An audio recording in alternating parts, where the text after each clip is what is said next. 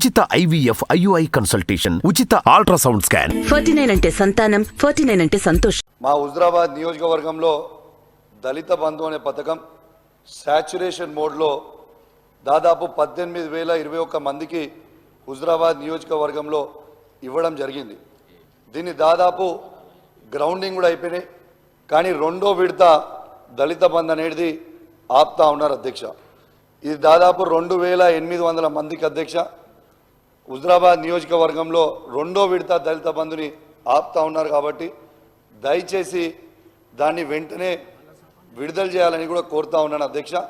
ఇవి ఈ 2,800 మందికి రెండో విడత దాదాపు 5 లక్షల రూపాయల దాకా రావాలి అధ్యక్ష. దాని తర్వాత దీంట్లో ఫైనాన్షియల్ ఇంప్లికేషన్స్ కూడా గవర్నమెంట్కి ఏమీ లేవు అధ్యక్ష.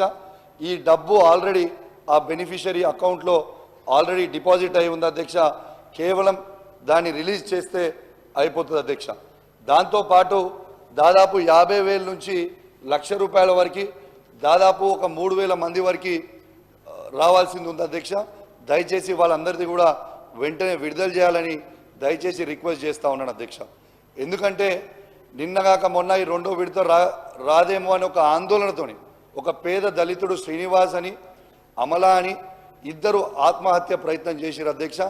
దయచేసి ఆ డబ్బు వాళ్ళ అకౌంట్లో ఉంది కాబట్టి దయచేసి అది వెంటనే విడుదల చేయాలి అధ్యక్ష. దళిత బంధు అనేది ఎంత గొప్ప స్కీమ్ అంటే అధ్యక్ష, ఇలా దాదాపు హుజరాబాద్ నియోజకవర్గంలో ఇలా దాదాపు 20,000 నుంచి దాదాపు 3 లక్షల రూపాయల వరకు కూడా సంపాదించుకుంటున్న దళితులు ఇవాళ హుజరాబాద్ నియోజకవర్గంలో ఆ పరిస్థితి ఉంది. కాబట్టి దయచేసి అది వెంటనే విడుదల చేయాలని మీ ద్వారా గౌరవ మంత్రి గారిని కోరుతా ఉన్నాను అధ్యక్ష. అదేవిధంగా అధ్యక్ష, హుజరాబాద్లో హాస్పిటల్లో 100 బెడెడ్ హాస్పిటల్లో ICU కూడా మొత్తం అయిపోయి ఉంది అధ్యక్ష.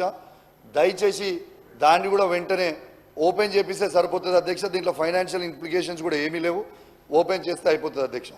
ఇంకోటి అధ్యక్ష, ఈ చివరి ఆయకట్టుకి కమలాపూర్ మండలంలో మా శనిగరం, గోపాల్పూర్, మాదనపేట అని చివరి ఆయకట్టుకి ఉన్న ఊర్లకు కూడా రైతులు ఇబ్బంది పడుతూ ఉన్నారు. కాబట్టి ఆ నీళ్ళని కూడా చివరి ఆయకట్టుకి అందేలాగా మీరు కొంచెం దయచేసి అధికారులకి చెప్తే బాగుంటుందని కోరుకుంటా ఉన్నాను అధ్యక్ష. అధ్యక్ష, దీంతో పాటు అధ్యక్ష, ఒక యువకునిగా, ఒక యువ శాసనసభ్యునిగా యువత పక్షాన ఒక చిన్న అడుగుదామని మీ ద్వారా క్లారిటీ తీసుకుందామని అడుగుదామని అనుకుంటా ఉన్నాను అధ్యక్ష. అధ్యక్ష, పదే పదే గౌరవ ముఖ్యమంత్రి గారు PCC ప్రెసిడెంట్ ఉన్నప్పుడు పదే పదే కేసీఆర్ గారి ప్రభుత్వం ఒక్క ఉద్యోగం కూడా ఇవ్వలే అని చెప్పారు అధ్యక్ష. కానీ అధ్యక్ష ఒక్క నిమిషం అధ్యక్ష, అధ్యక్ష ఒక్క నిమిషం, అరే అధ్యక్ష ఒక్క నిమిషం,